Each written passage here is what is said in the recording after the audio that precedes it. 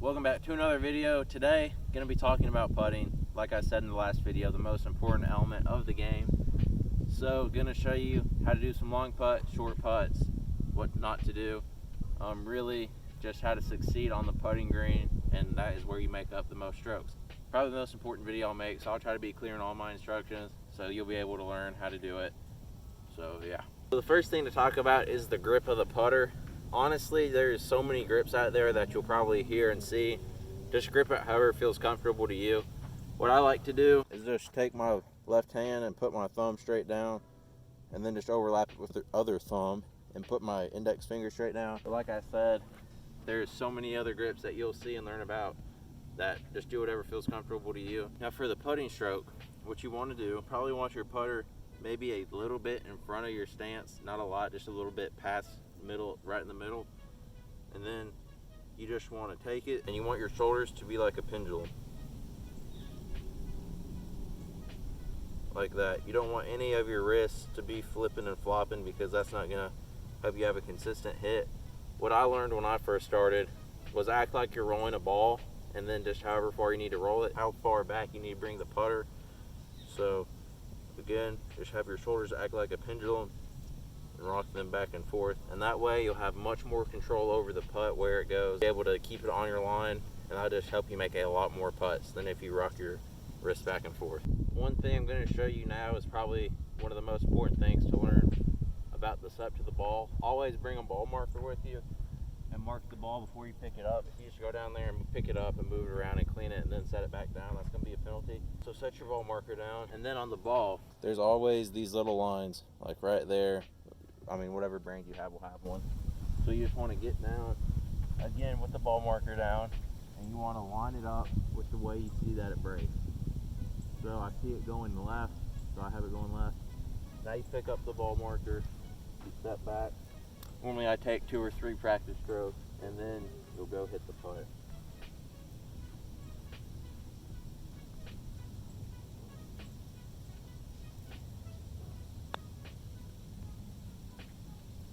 Alright, so that was pretty much straight. I had it going a little bit left, but that's pretty good. 2 putts are nothing to complain about, so I'll go up there, tap that in. Again, on tap ins, take your time. There's a guy in the PGA one time went up and I went like that, completely missed the ball. So always take your time on your tap ins. So again, you don't really need to line this up. Just set your feet back, and that's in. And that's pretty much what you want to do for your, I'd say, anywhere from 5 to 15 feet. Now on longer putts like this, as you can see, that's probably, I don't know, 25, 30 feet. You want to do something called a lag putt. A lag putt is when you get up there, that's what it sounds like, you just lag it to the hole. You don't try to make it, because if you do try to make it, you can blow it by the hole or just completely misread it and leave yourself in 3 or 4 putt territory. So you always just want to think about, if you can't 1 putt, you want a 2 putt. So again, like I said, you just want to lag it. So you probably want to get it within 3 to 4 feet. So I see it's going to go left, and how I envision it is like a 4-foot hole instead of that little hole. So if I get it within 4 feet, it's almost like a make, because that's almost a guaranteed 2 putt, instead of trying to make it and blowing it 10 feet by, and then you're in a lot of trouble. So I already have my putt lined up.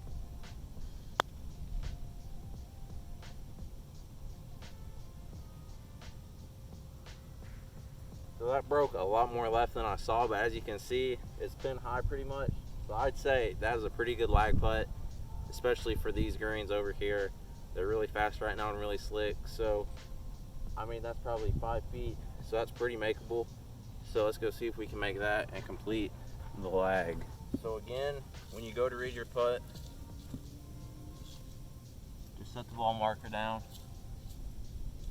Line it up with the hole, with the line you think it's going to take. Set back, reassess it, make sure it's the right line, and go ahead and try to make it.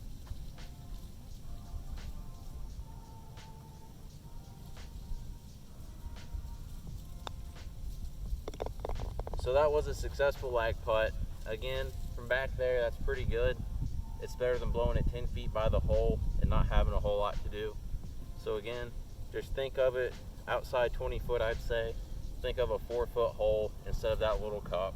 That'll really boost your confidence. So if you don't make it, you won't be upset. You can always make a 2-putt and walk away with a par instead of trying to make that big birdie putt. So next thing we're going to talk about is putting on the fringe and what to do there. So when it comes to putting on the fringe, this is something a lot of people struggle with. I've noticed when they first start playing, they like to go down and move it around, or they'll try to mark it and move it.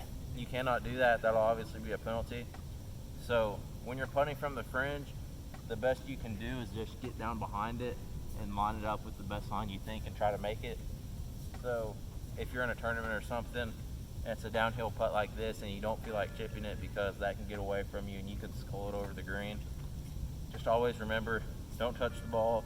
You can't mark it, you can't move it. You just have to line it up the best you can with your eyes and just make a good stroke and try to make it.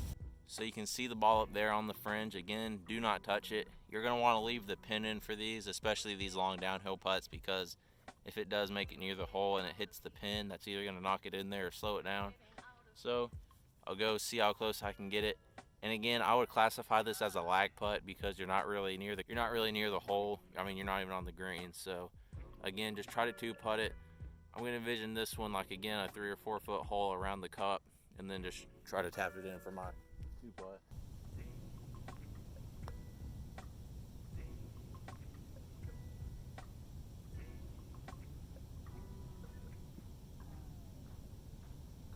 So that was a successful lag. I'm just going to go up, still going to set to the ball, tap it in there, and that is how you would hopefully complete a putt from the fringe. So that does it for this video. Next video, I'm probably going to be talking about short game chipping, 10-15 yards off the green, how to be successful in that so you don't keep flubbing chips, because that's probably a frustrating part of the game when you're first learning how to chip, is either sculling it or chunking it.